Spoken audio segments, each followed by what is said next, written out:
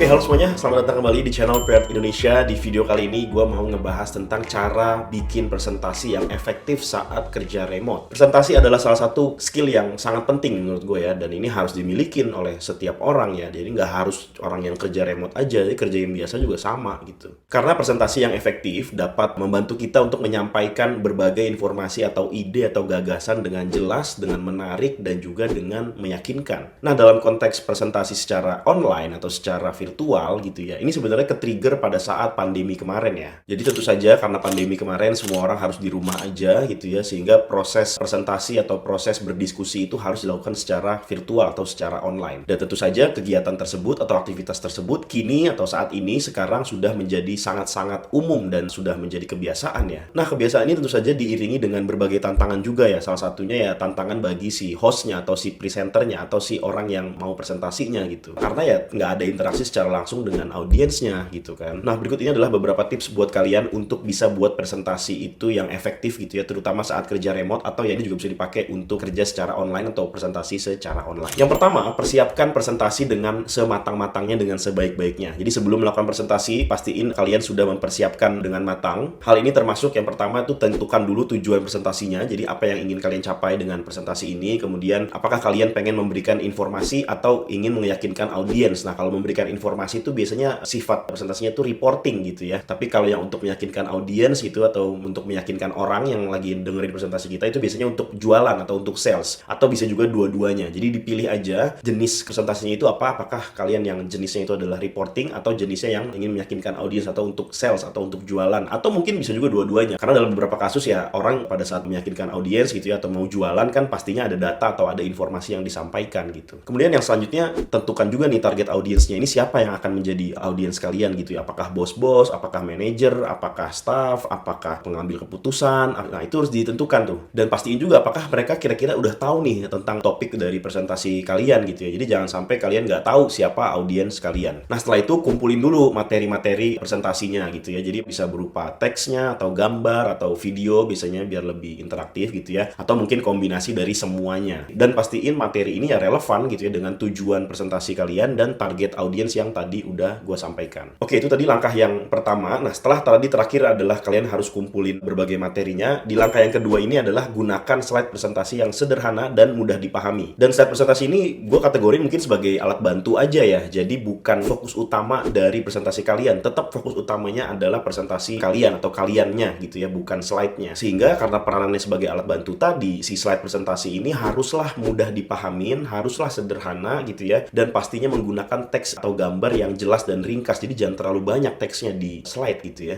Yang ketiga, perhatikan kualitas audio dan videonya. Ini jelas ya, karena kalian presentasi secara online, jadi pastikan secara visual gitu ya, kalian tuh harus diperhatikan baik-baik, terutama dalam visualnya ada backgroundnya, kemudian ada kalian, kemudian pencahayaannya, kemudian audionya, mikrofonnya gitu ya. Hal ini tentu saja penting supaya audiens nanti itu bisa mendengar dan melihat kalian dengan jelas pada saat presentasi. Langkah yang keempat, lakukan interaksi dengan audiens. Salah satu tantangan terbesar dalam presentasi secara virtual atau secara online adalah sulitnya berinteraksi dengan audiens ya. Jadi ya penting banget nih untuk melakukan interaksi dengan audiens, misalnya dengan mengajukan pertanyaan atau meminta tanggapan atau sambil di pause dulu gitu ya, kayak kalian tuh ada interaksi dulu, misalnya gimana kalian udah ngerti belum atau ada yang mau ditanyain, atau silakan kalau misalnya ada hal-hal yang ingin disanggah kayak gitu-gitu ya. Jadi ada interaksi sehingga ya lebih interaktif, lebih menarik, dan audiensnya juga nggak bosen dan kalian pun bisa memahami betul-betul kondisi audiens saat kalian presentasi. Bisa aja audiensnya ngantuk kan atau males dengerin kalian gitu. Jadi harus ada selingan-selingan interactive things ya yang perlu diimplementasikan saat kalian presentasi. Oke, langkah yang kelima adalah latihan presentasinya. Berlatih presentasi akan membantu kalian untuk bisa lebih percaya diri dan juga lancar dalam menyampaikan informasi-informasi atau menyampaikan hal-hal yang ingin kalian presentasikan. Jadi biasanya kalau gue coba latihan aja di depan kaca gitu ya, atau cermin, atau misalnya di depan teman kalian biar dapat feedback. Pokoknya intinya harus latihan dulu. Jadi jangan langsung presentasi, apalagi buat orang-orang yang jarang presentasi atau pemalu gitu ya, atau takut atau ragu-ragu dalam berbicara di depan umum. Jadi silahkan latihan dulu, dibaca lagi materinya, disimulasikan dulu presentasinya, sehingga itu akan membuat kalian pada saat nanti presentasi itu lebih lancar, lebih pede, dan juga lebih jelas secara penyampaian. Oke, tips tambahan supaya presentasi secara virtual kalian itu bisa lebih interaktif, itu kalian bisa gunakan fitur-fitur yang tersedia dalam aplikasi meeting online ya. Di situ ada fitur chat, terus ada fitur berbagi layar atau share screen gitu ya, untuk menampilkan materi presentasi atau video atau apapun yang mau kalian tampilkan disampaikan, baik itu di dalam slide maupun di luar slide gitu ya. Atau ada juga mungkin fitur polling atau fitur quiz ya untuk melibatkan audiens lebih dalam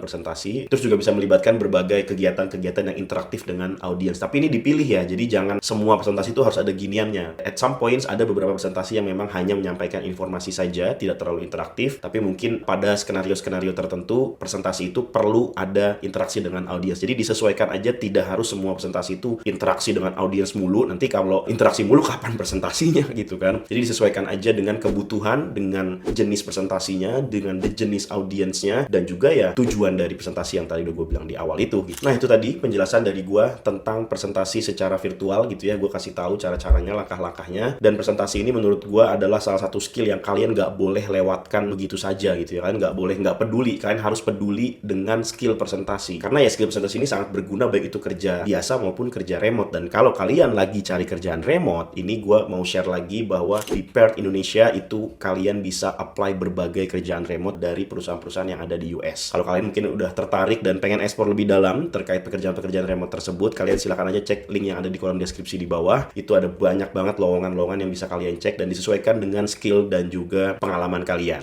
Oke, mungkin sekian dulu untuk video kali ini. Jangan lupa di like video ini apabila kalian menyukainya. Jangan lupa juga di subscribe buat kalian yang pengen nonton video-video kayak gini lagi selanjutnya. Komen juga di bawah kalau misalnya kalian ada pertanyaan atau ada komentar, tuliskan aja di kolom komen di bawah. Terima kasih sudah menonton video ini. Gua Billy Dolmen, sampai bertemu lagi di video selanjutnya.